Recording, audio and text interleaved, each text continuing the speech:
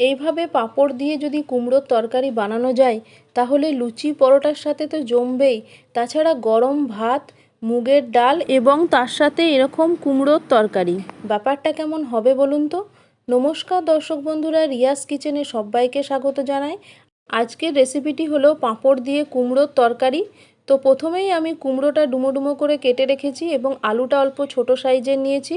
একটা ভাজা মশলা তৈরি করে নেব, তার জন্য নিয়েছি জিরে এবং শুকনো লঙ্কা, আর পাঁপড়গুলোও ছোট সাইজের কেটে রেখেছি ঠিক এই রকম। চলুন তাহলে রেসিপিটা ঝটপট শুরু করা যাক।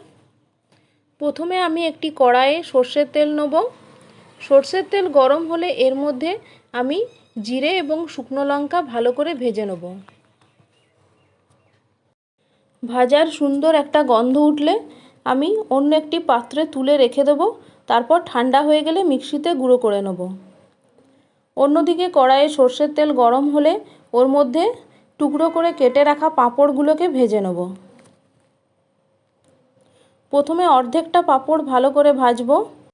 ভাজা হয়ে গেছে, এখন অন্য একটি পাত্রে তুলে রেখে দেবো। এরপর বাকি অর্ধেক পাঁপড়গুলো আমি ভালো করে ভেজে নেব। ভালো করে উল্টে পাল্টে ভেজে নেব। তো সমস্ত পাঁপড় আমার ভাজা হয়ে গেল, এই দেখুন। এরপর আমি রান্নাটা করব। তো ওই সর্ষের তেলের মধ্যেই আমি শুকনো লঙ্কা পাঁচ ফোড়ন দেবো। হালকা একটা ভাজার গন্ধ উঠলে আমি ছোট ছোট টুকরো করে কেটে রাখা আলুগুলো এর মধ্যে দিয়ে দিলাম। যেহেতু আলুগুলো একটু ভাজতে সময় বেশি লাগে, তাই আলুগুলো প্রথমে দিয়ে ভেজে নেব। 5 মিনিট হাই ফ্লেমে আলুগুলোকে ভেজে নেব। এখানে আলু আগে ভেজে নেব, তারপর কুমড়ো ভাজবো, এভাবে রান্নাটা করব না, একবারে কিন্তু রান্নাটা করব, কিন্তু খেতে দারুণ সুস্বাদু হবে। তো আলুগুলো ভাজা হয়ে গেছে, এখন আমি একটু বড় সাইজের কেটে রাখা কুমড়োগুলো এর মধ্যে দিয়ে দিলাম। এরপর কুমড়ো এবং আলু হাই ফ্লেমে ভালো করে ভেজে নেব। কুমড়ো এবং আলু ভালো করে ভেজে নিতে হবে, তবেই খেতে সুস্বাদু হবে। তো এখন কুমড়ো এবং আলু ভালো করে ভাজা হয়ে গেছে। এখন আমি একটা বড় সাইজের টমেটো টুকরো করে কেটে রেখেছিলাম, সেটা দিয়ে দিলাম। গুঁড়ো মশলার মধ্যে দিয়ে দিলাম হলুদ গুঁড়ো, মিট মশলা যেটা বাজারে খুব সহজেই কিনতে পাওয়া যায়, দিয়ে দিলাম জিরে গুঁড়ো এবং কাশ্মীরি লাল লঙ্কা গুঁড়ো। যদি নিরামিষ তৈরি করবেন তাহলে এর মধ্যে মিট মশলাটা দেবেন না। নিরামিষভাবে রান্না করলেও কিন্তু খেতে সুস্বাদু হবে, মিট মশলাটা দেওয়া চলবে না। দিয়ে দিলাম পরিমাণ মতো নুন, একটু স্কিপ করে গেছি, এখানে আমি 1 চামচ মতো চিনি দিয়েছি। খুব ভালোভাবে নাড়াচাড়া করে নিলাম। আদা এখানে গ্রেট করে রেখেছি, এখন সেটা দিয়ে দেবো। দেবার পর হালকা একটু নাড়াচাড়া করে নেব। ব্যাস, আর কিছুই করার নেই। এরপর আমি অল্প একটু জল দিয়ে দেবো। যেহেতু কুমড়ো এবং আলু সমস্ত কিছুই ভালো করে কষানো হয়ে গেছে, তার ফলে সেদ্ধও হয়ে গেছে, তাই এখানে জলটা আমাকে অল্পই দিতে হবে।